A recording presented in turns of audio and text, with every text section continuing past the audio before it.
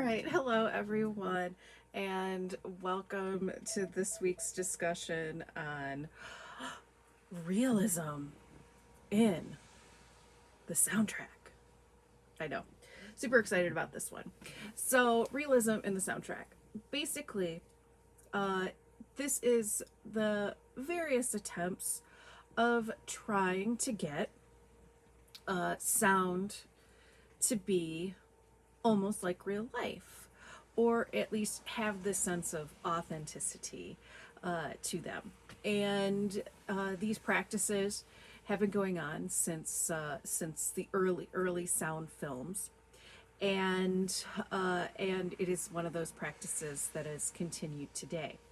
But uh, throughout, especially with film history, there's been an ebb and flow in terms of how sound has been used in order to be realistic and authentic, and and then others just sound like, yes, you're watching a movie, and yes, it's fake, type of thing.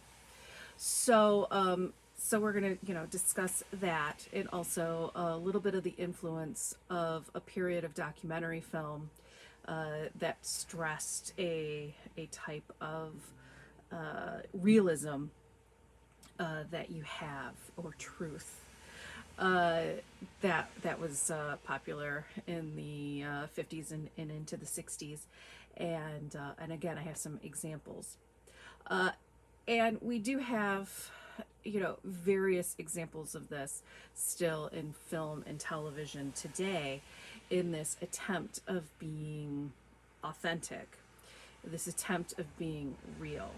So, so these are just some things in terms of certain kind of sound design options that films and filmmakers and television shows have.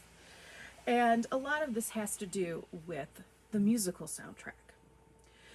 So, one of the things that can make a film or television show seem more real, more at times like a documentary, and more authentic, is if it has a source only type of soundtrack or musical soundtrack.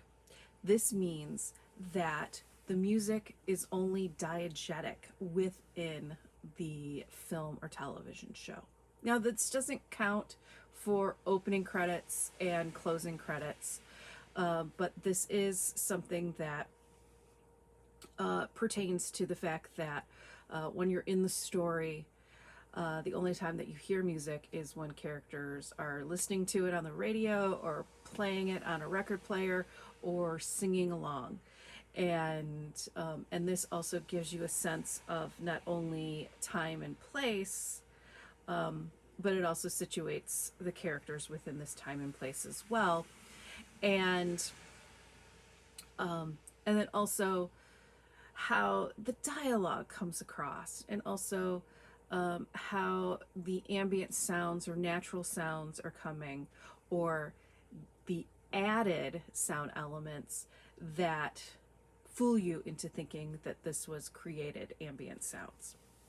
So I've got a couple essays for you, and you're going to see the first one at the top of our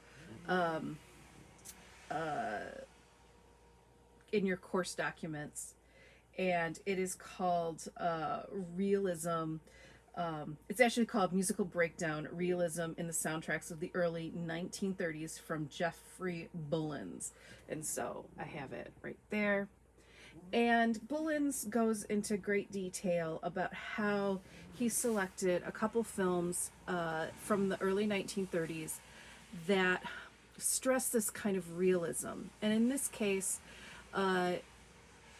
looking at a couple clips from two gangster films and a couple clips from two horror films, emphasizing how these early 1930s films utilized a sense of realism in its soundtrack in order to not direct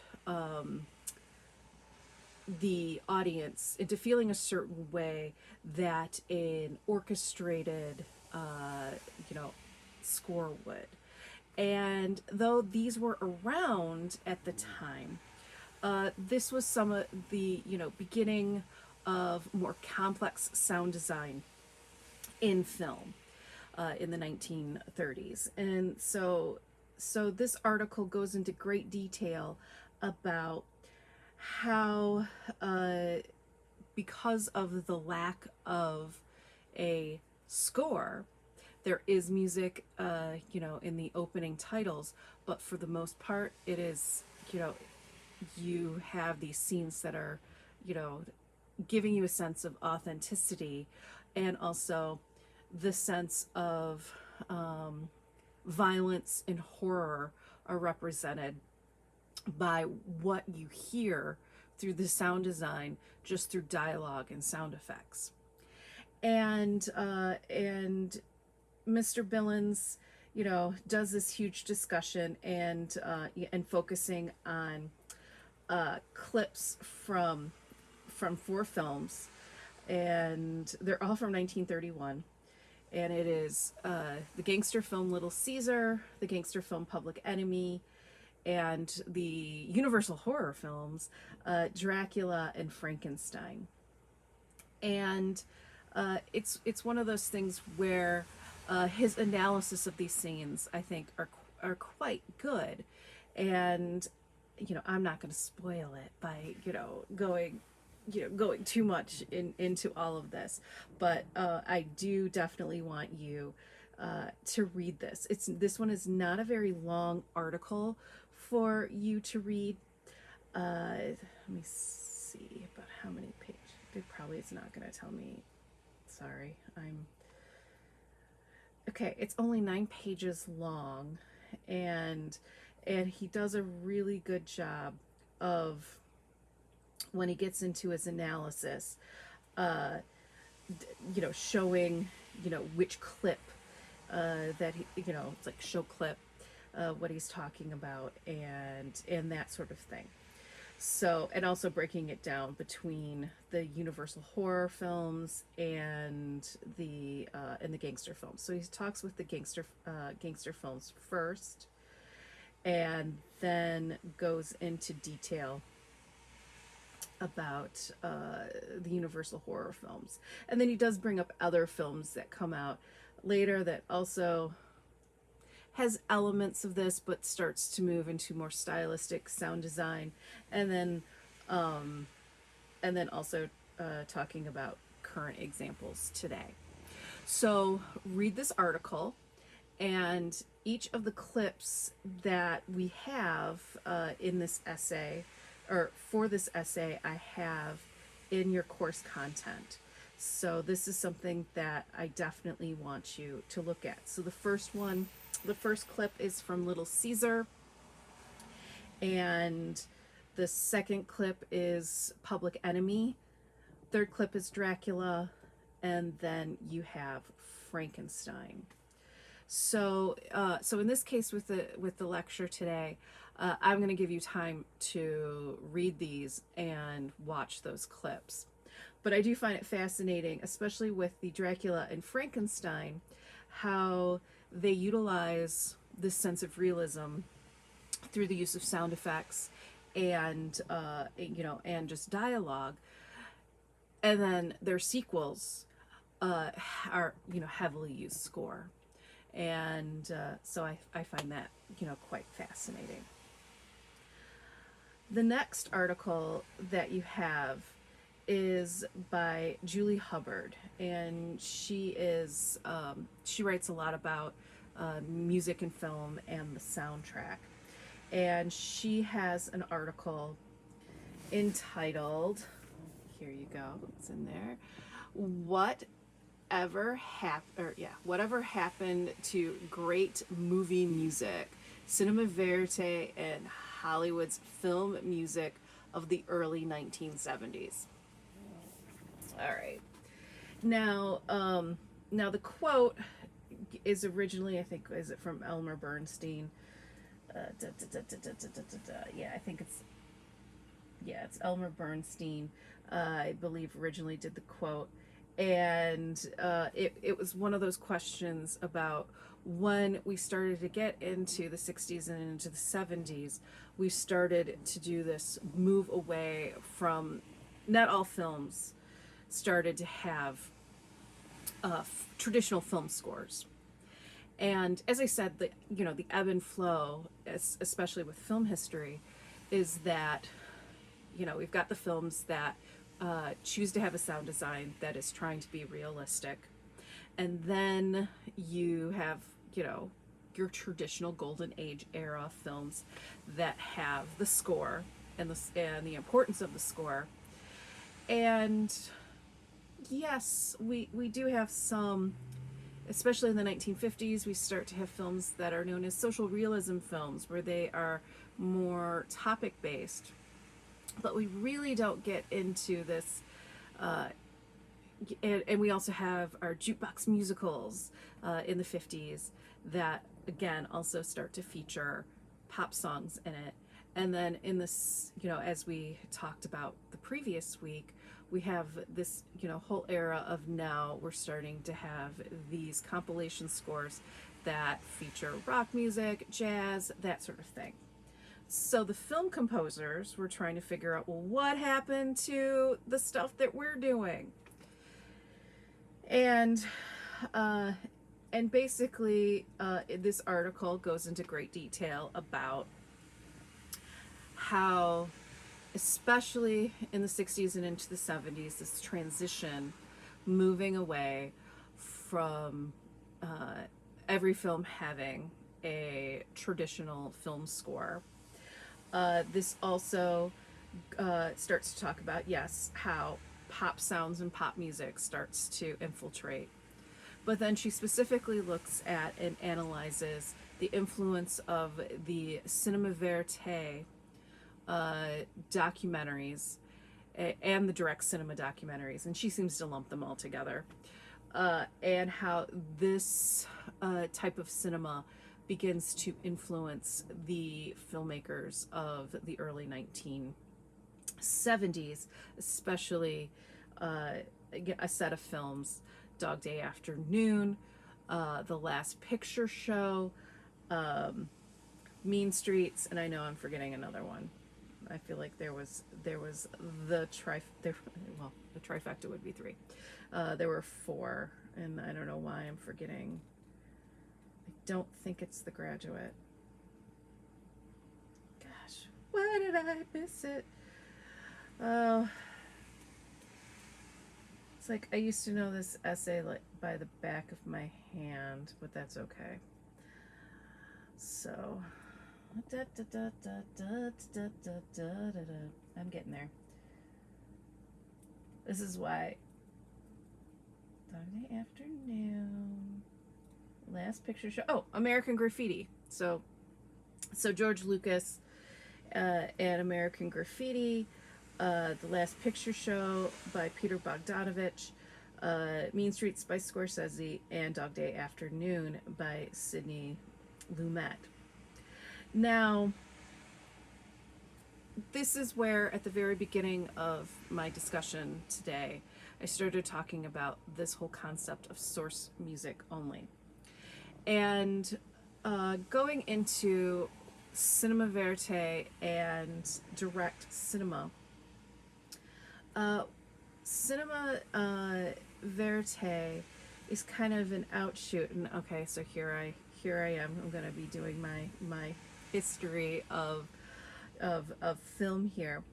It was kind of like an offshoot of Kino Pravda, and in Soviet cinema there was a filmmaker named Dziga Vertov who directed films, and he wanted to make sure that film could be used to search out the truth.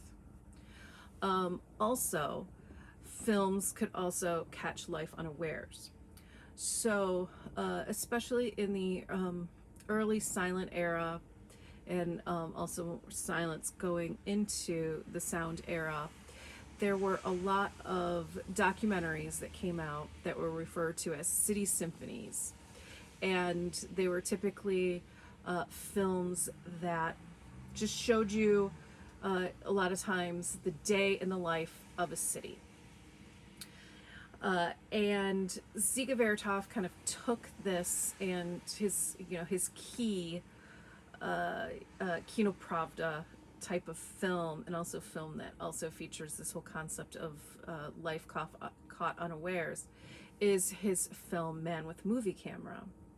And Man with a Movie Camera is a self-reflexive film, but the idea, and self-reflexive is at times it turns the camera back on itself, or the process of making film back on itself. So at times you see the cameraman shooting, and then we see what he's looking at.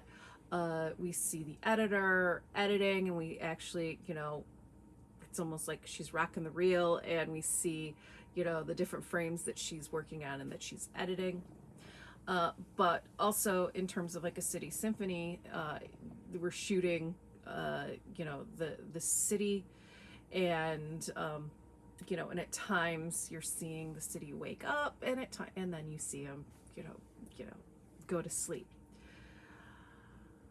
All of this was part of this whole theory of, if you have a concept of Kino Pravda, that means cinema truth, and that you can use the camera in order to get the truth out of film. Well, in the 1960s, we have a French filmmaker named Jean Roch, and he directed a film called The Chronicles of a Summer. And this is where he took a camera and he started interviewing people. And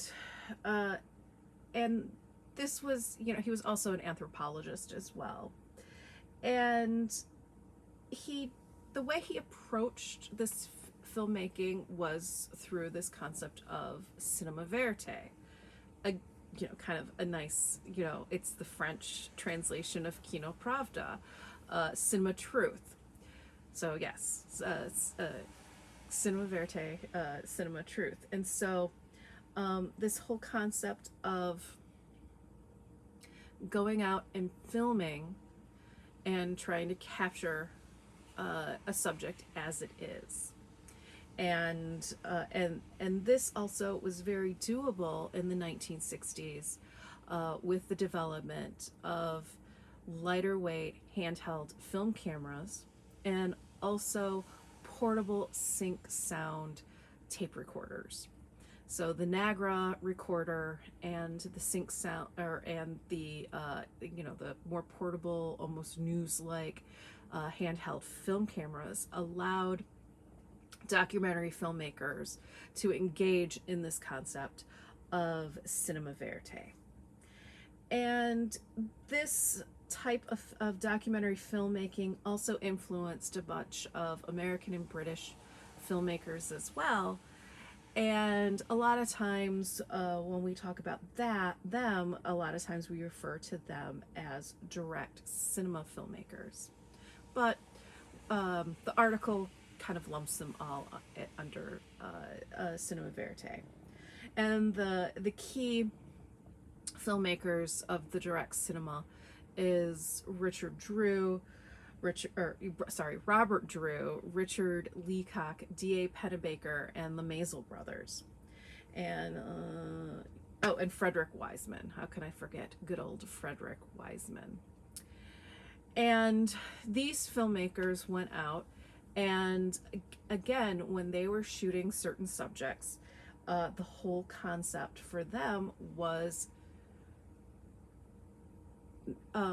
they wouldn't, for the film primary that I have for you, they wouldn't even, as they're following around John F. Kennedy during the primary, they aren't interviewing him. They're not asking questions. They're capturing the event as it as it unfolds, and so the audio that you're getting is the audio of the room, the audio of the people that are talking. So a lot of times the direct cinema tried to be like a fly on the wall, a camera that is trying to be as unobtrusive as possible in following the subject and capturing the subject. Now, some of the filmmakers did get, a little bit closer to the subject. One of the things is they get more and more comfortable as they're a camera, either following them around or just, placed there in a room. And they tend to, have normal conversations or talk.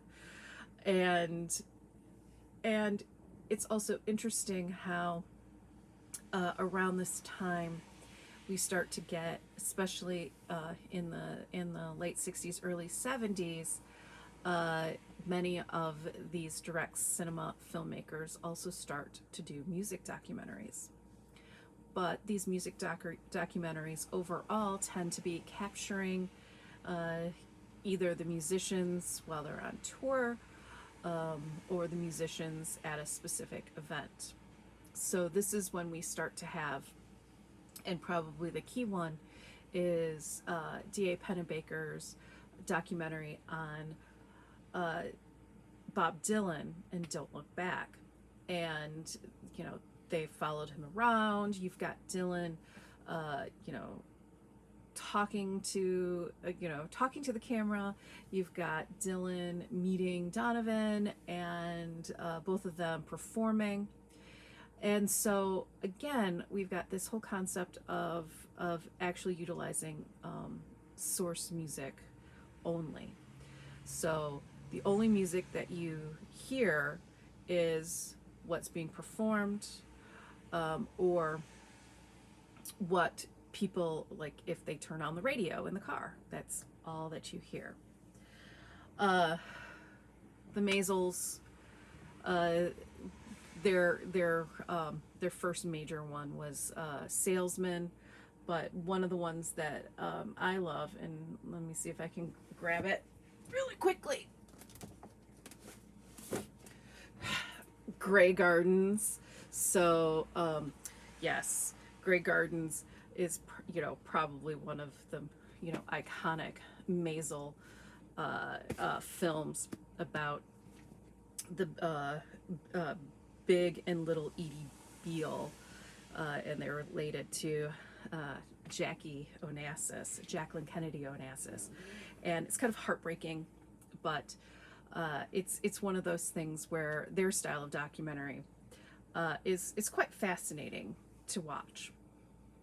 Okay, so, and I guess I should mention Frederick Wiseman. Frederick Wiseman tends to be the most unobtrusive of these directors, and still abides by his observational type of cinema, where he tries not to interfere. And his probably his most famous early ones would be High School and Titicut Follies. High School, obviously, it takes place in a high school, and it's fascinating to see, especially it's almost like a time capsule of a high school. I believe it's in 1970. I wish I'd pulled it out to show you. I have it here somewhere, but it's not on my shelves, unfortunately. And then there was in Titicut Follies is one where he actually was inside in a mental hospital, an insane asylum, and this is, and again, trying to be the fly on the wall. I mean, probably the biggest thing not only is seeing the conditions of this hospital, which isn't the greatest, but also they put on a talent show. So Frederick Wiseman has still been releasing movies. I think he's still alive. The Maisels have since passed, but I will say I did meet Albert Maisel at a documentary festival when I was at Wayne State, and he was lovely. And he even directed a documentary on Wes Anderson's The Life Aquatic. So he was still doing work up until the very end. Okay, so kind of got off on a side note. But again, many of these films in the direct cinema and cinema verite type of mode of documentary filmmaking is the sound that they get is what they get as they're recording, as they're shooting at that time, and the only music is only what's heard while they're shooting. So source music only. And then Julie Hubbard goes into how this influenced many films in the early 1970s, and she looks at how this mandate of source music only is used in George Lucas's American Graffiti, in Peter Bogdanovich's The Last Picture Show, in Martin Scorsese's The Mean Streets, and then also in Dog Day Afternoon. So I have clips for you that goes and talks a little bit more about direct cinema, cinema verite, and some examples. I also have an example of a more current kind of cinema verite, direct cinema type of film, and that is Spike Jonze's untitled Al Gore documentary. So I have that for you to watch. So as you're reading this article, when they start talking about some of these things, that would be a good time for you to watch those clips. So as you can tell, this lecture is a little bit different in the fact that I'm kind of, I'm telling, kind of easing you into how you should read these articles and watch the clips as you're going into it. But the Spike Jonze one is just an additional clip for you to check out. I also then have a couple clips, as I said, from the some of the examples, some of the direct cinema films. So we've got some Primary and some Don't Look Back.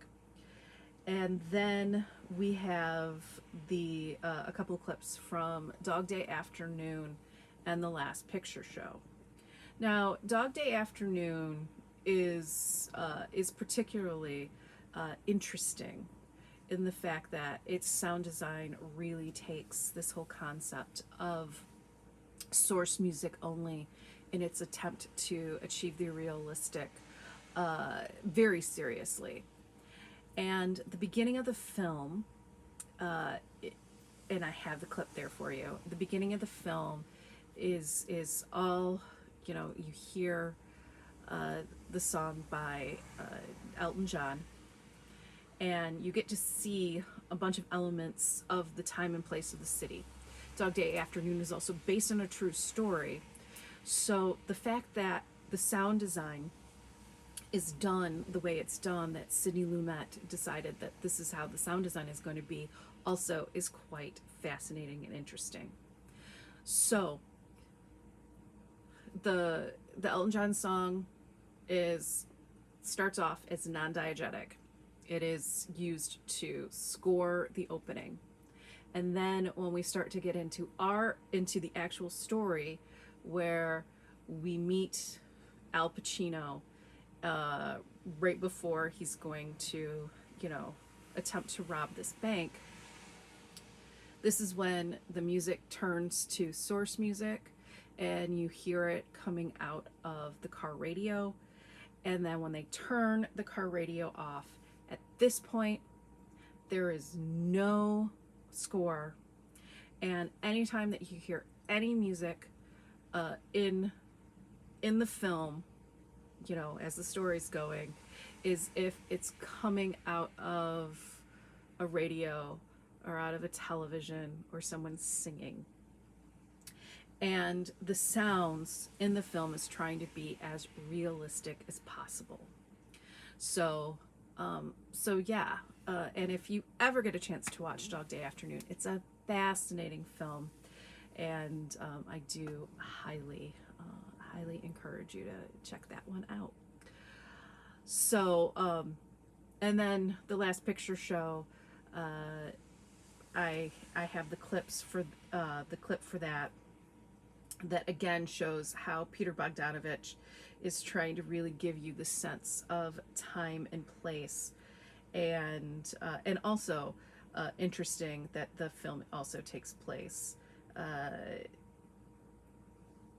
The story takes place in black and white, so again, giving you, it's almost like a nostalgia type of thing, but I think it works really well.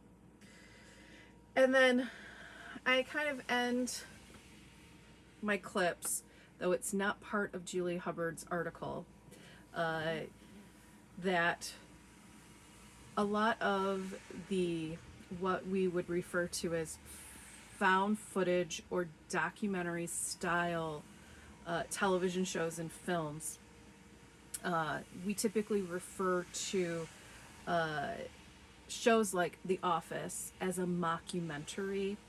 It utilizes the documentary style and presents it in a way that that you want it to be authentic to the documentary style, and I think The Office does really well with this. So it takes many of the elements of cinema verite, direct cinema. Yes, incorporates talking heads, but the talking heads are all within the world of The Office. And all the characters know that there's a camera crew there. And the only time that you hear music, okay, you've got the theme music, but there isn't a score that plays throughout The Office. So anything that you hear is what the characters are listening to, what they're performing, that sort of thing. So I've got a couple fun clips, again, to give you The Office as a television example of being a mockumentary, that it's influenced by documentaries. It has this sense of realism in its soundtrack, and again, works really well. I mentioned found footage films. A lot of times they will try to be authentic sound-wise by just giving you the sounds that could be captured by by the people that did the found footage. But more and more, as the found footage, in mostly horror genre, has become more and more popular, there have been the addition of the soundtrack music, musical score added. But one of the things that a lot of them do, is the sound is also where many of the found footage horror films get their frights. So that's just another kind of side point of, again, how to make it seem real and realistic. And again, this is completely different than when we think of traditional world building to make the world seem real. So we're not talking about, because going back to the examples of 1970s films, you've got George Lucas did American Graffiti, and American Graffiti is a pop score.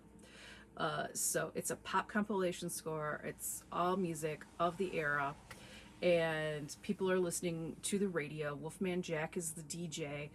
That's not his name in the movie. And so all the music, is the music that they're hearing at the time.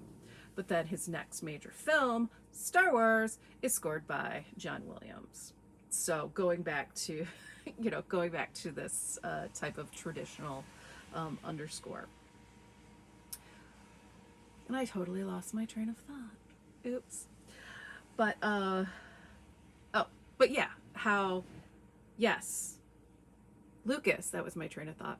Lucas was able to go from something that is capturing, what it's like to be a teenager before the Vietnam, going to the Vietnam War, listening to your music, cruising, and that was the thing. Cruising in your car was a big deal. And so what it was like to be an American teenager, and some of them on the precipice of adulthood. So, so the music was key in American Graffiti, but then a couple of years later, he creates this completely fictional world with with no sense of realism in the fact that there isn't a Wookiee isn't real.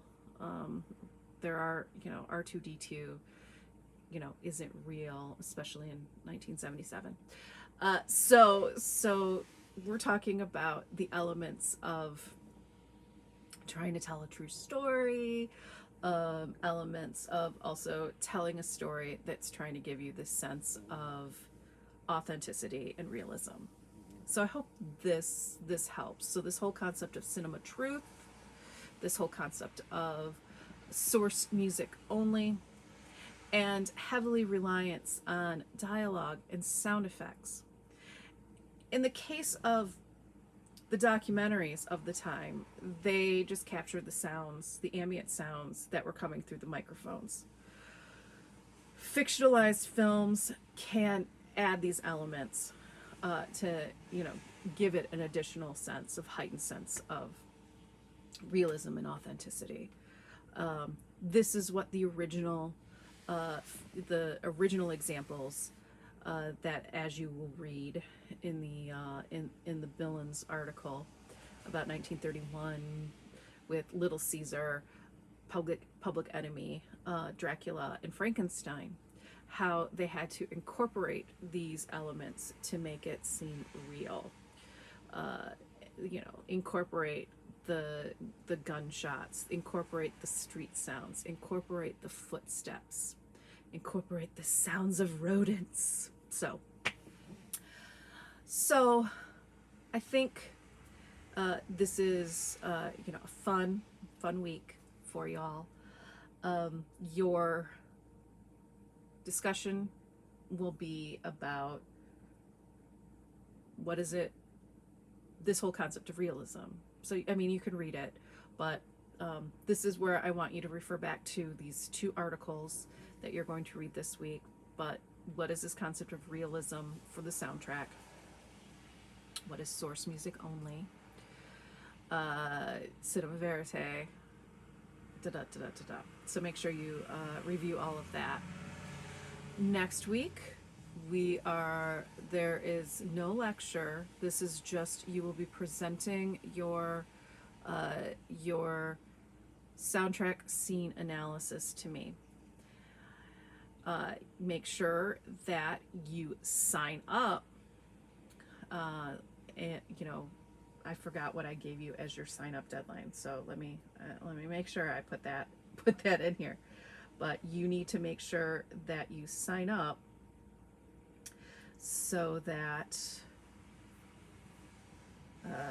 I know. Oh, I didn't give you a deadline. Okay.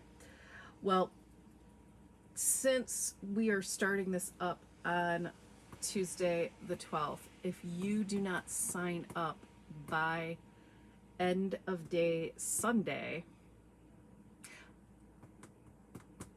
there's gonna be problems. So you need to make sure that you sign up by end of day Sunday.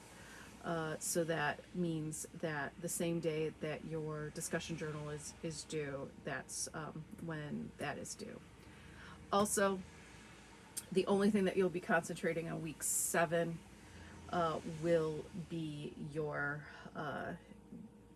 soundtrack scene analysis. So doing your presentation and then writing up your essay. and turning that in. And then when we are in week 8, we're going to be discussing the video games, specifically on the soundtrack, and definitely we have that article on Silent Hill. And then in week 9, I'm just gonna make sure I've got this all. So, and then in week 9, so you got 2 articles for week 8 for video games, chapter 6 and chapter 24. And then week 9 is your research topic proposal meeting week. And that means that you are actually going to, again, we are going to meet and discuss your research topic, and you're going to pitch it to me, and you're also going to try to have some ideas of which sources you want to have, and you will then write up your research topic proposal and turn that in by the end of week 9. So that means week 8, I probably am going to have to bump up that request. You really need to turn that, when you are going to do your topic proposal pretty quickly. But please make sure that you do that probably by 5 o'clock on the Sunday of week 8. So that is where we're at for the next couple weeks. So just wanted to make sure that you are on track. Make sure you watch the videos on how to do the scene analysis. Make sure you watch the videos on the research project. It's a large project. And please email me if you have any questions. So that is all for this week. So enjoy the articles and the clips as it relates to the articles, and then also the Spike Jonze and the Office clips that are bonus ones that I think relate to the topic. So have a good week and good luck.